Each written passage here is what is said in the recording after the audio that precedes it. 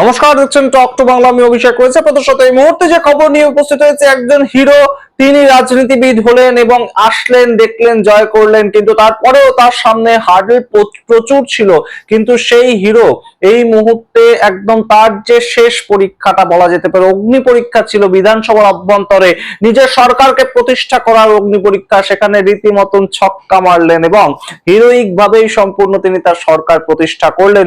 Floor test ছিল তামিলনাড়ু বিধানসভায় এবং আমরা বলছি থালাপতি বিজয়, সুপারস্টার থালাপতি, তার কথা। এবং তিনি গতকাল থেকেই কিন্তু আলোচনার কেন্দ্রবিন্দুতে ছিলেন যে শেষ পর্যন্ত থালাপতি বিজয় রাজনীতিতে ল্যাটারাল এন্ট্রি নেওয়া থালাপতি বিজয়, তিনি কি রাজনৈতিক ছকগুলো সাজাতে কোথাও ভুল করছেন এবং তিনি কি মাত্র 3 দিনের মুখ্যমন্ত্রী হয়ে চলে যাবেন? তাকে কি ইস্তফা দিতে হবে? এই প্রশ্নগুলো উঠছিল। তার কারণ গতকাল পর্যন্ত আমরা দেখতে পেয়েছিলাম তার হাতে রয়েছে 120 জন বিধায়কের সমর্থন এবং সেটা তার দল টিভিকে, কংগ্রেস, সিপিআই, সিপিআইএম এবং তার সঙ্গে বিসিকে, আইইউএম এর প্রত্যেকটা মিলিয়ে 120। কিন্তু তার মধ্যে থেকেও একজন বিধায়ক শেষ পর্যন্ত মধ্যরাতে তিনি সুপ্রিম কোর্টের দ্বারস্থ হন।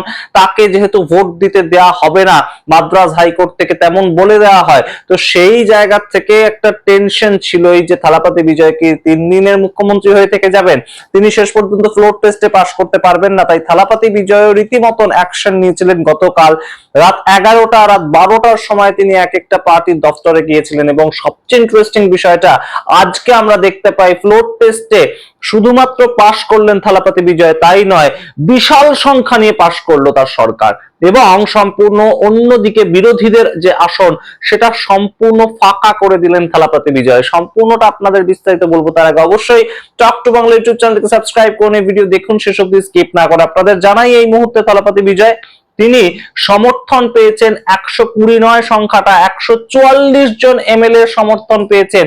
কিন্তু এই যে বাদবাকি 24 জন এমএলএ কিংবা 25 জন এমএলএ, সেটা এলো কোত্থেকে? কারণ গতকালই আমরা শুনতে পেয়েছিলাম যে আর সেতুপতি তার একটি কেন্দ্রের বিধায়ক তিনি কোথাও গিয়ে ভোট দিতে পারবেন না, তাহলে 120 থেকে সংখ্যাটা হয়ে গিয়েছিল 119 এবং তিনি গিয়েছিলেন সুপ্রিম কোর্টে। সুপ্রিম কোর্ট থেকে কি আদেশ আসে সেগুলো অনেক পরের বিষয়, কিন্তু তার আগেই তো ফ্লোর টেস্টের সময় চলে এসেছিল। আজকে সকাল 10টার সময় যখন ফ্লোর টেস্ট হয় তখন স্পিকার তার সামনে দেখা যায় যে একদম 144 জন বিধায়ক তারা সমর্থন করে দিয়েছেন থালাপতি বিজয়ের সরকারকে। কিন্তু সেখানে প্রশ্ন উঠছে যে এই যে বাড়তি 25 জন এলো, 119 প্লাস 25, এই সংখ্যাটা 25 সংখ্যাটা কারা এলো?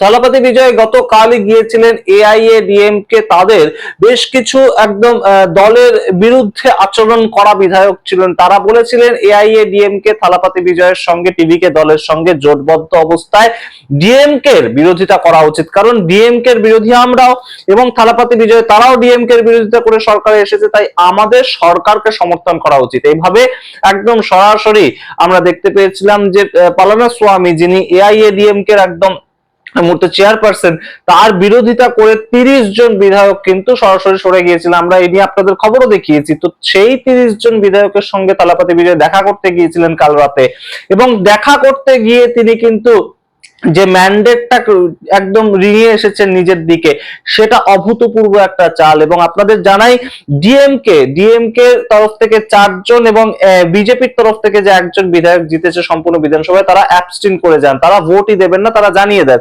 তো সেই ক্ষেত্রে বাদবাকি ডিএমকে দল, যারা ডিএমকে দলের যে এম কে স্টালিনের ছেলে, তিনিও বিধায়ক, তো তিনি নিজের বক্তব্যটা রাখেন, নিজের বক্তব্যটা রেখে তিনি সম্পূর্ণ ডিএমকে যে সিটটা সেটা ফাঁকা করে দিয়ে চলে যান। তারা ওয়াক আউট করেন, তারা এই প্রসিডিওরে থাকবেনই না, তারা জানিয়ে দেন তারা বিরোধিতা করবে, তারা প্রসিডিওরে থাকবে না, এটা তারা জানিয়ে দেন। কিন্তু গুরুত্বপূর্ণ যে জায়গাটা তৈরি হয়, এআইএডিএমকে তাদের পক্ষ থেকে হুইপ জারি করা হয় যে আমাদের দল থেকে কেউ এই টিভিকে গভর্নমেন্টকে সমর্থন করবে না।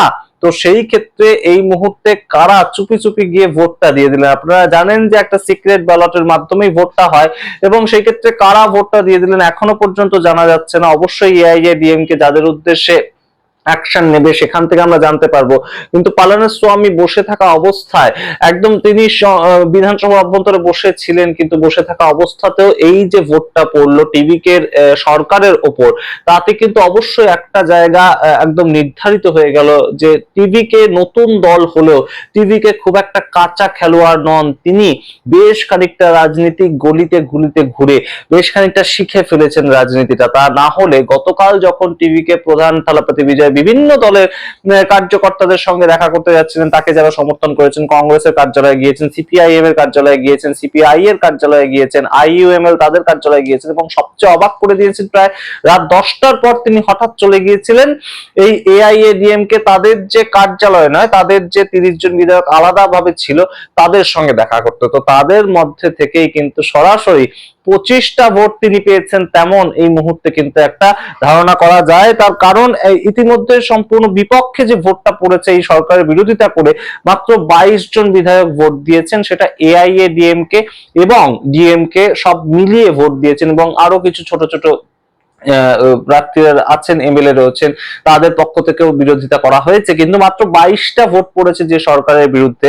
আপনারা বুঝতেই পারছেন আগামী 5 বছরের জন্য অন্তত থালাপতি বিজয়কে তার পদ থেকে কিন্তু কেউ সরাতে পারছে না, এবং সেটা আজকে নির্ধারিত হয়েই গেল। এবং আপনাদের যারাই যে এআইএডিএমকে যে 30 জন বিধায়ক, তাদের বিরুদ্ধে দল কি ব্যবস্থা নেয় আমরা কিন্তু দেখবো, কিন্তু অবশ্যই দলত্যাগ বিরোধী আইনটা তাদের বিরুদ্ধে লাগু হওয়ার মতোই কিন্তু প্রেক্ষাপটটা। কারণ তারা সম্পূর্ণ 32টা সংখ্যা নিয়ে যে বাইরে বেরিয়ে এসেছে, দল ভেঙে একদম 2/3 মেজরিটি নিয়ে বাইরে বেশি, তেমন বিষয়টা কিন্তু তারা প্রতিষ্ঠিত করতে পারেনি। এবং 25 জন তাদের মধ্যে থেকে ভোট দিয়েছে থালাপতি বিজয়ের যে একদম সরকারকে। তো ফ্লোর টেস্টে শেষ পর্যন্ত থালাপতি বিজয় পাশ করলেন। এবং অবশ্যই আপনারা জানেন যে প্রথম থেকেই 4 তারিখ রেজাল্ট বেরোনোর পর থেকেই এই সম্পূর্ণ সরকার গঠন পর্যন্ত রীতিমতো নাটক চলেছে, একদম ড্রামা চলেছে প্রতি মুহূর্তে। প্রাথমিকভাবে রাজ্যপাল তাদেরকে 3বার ফিরিয়ে দিয়েছেন যে আপনাদের কাছে মেজরিটি নেই, আপনাদের কাছে ম্যাজিক ফিগার নেই, তো সেই জায়গা থেকে ম্যাজিক ফিগার তৈরি করে আনুন। শেষ পর্যন্ত আমরা দেখতে পেয়েছি যে 120 কোন রকমের টাচ করে ম্যাজিক ফিগার গ্রহণ করে তিনি রাহুল গান্ধীর সঙ্গে রবিবার দিন শপথ বাক্য পাঠ করেন। কিন্তু তারপরেও ছিল রীতিমতন স্ট্রাগল, কারণ একজন আর সেতুপতি তাকে ভোট দান থেকে বিরত থাকতে বলেছিল মাদ্রাজ হাইকোর্ট। তো সেখানে থালাপতি বিজয় কিন্তু অবশ্যই বিচক্ষণ একজন পলিটিশিয়ানের মতোই সম্পূর্ণ তার যে হাবভাব কিংবা একদম রাজনৈতিক গলিতে নেমেই তিনি একদম ছক্কা হাঁকালেন, সেটা কিন্তু বলতে আর কোনো জায়গায় কোনো বাধা থাকে না। এই মুহূর্তে সম্পূর্ণ সংখ্যা গরিষ্ঠতা নিয়েই এই সরকার চলবে। যদিও এই 25 জন বিধায়ক তারা সমর্থন করলেও তারা কিন্তু সরকারের অংশ হলেন না, এটাও আপনাদেরকে জানিয়ে রাখি। সরকারের অংশ কিন্তু 120 জন বিধায়ক, যাদের সঙ্গে অফিসিয়াল টিভিকে দলের আগে থেকে কথাবার্তা হয়েছিল, সরকার তৈরি হওয়ার আগে থেকে, রবিবারের আগে।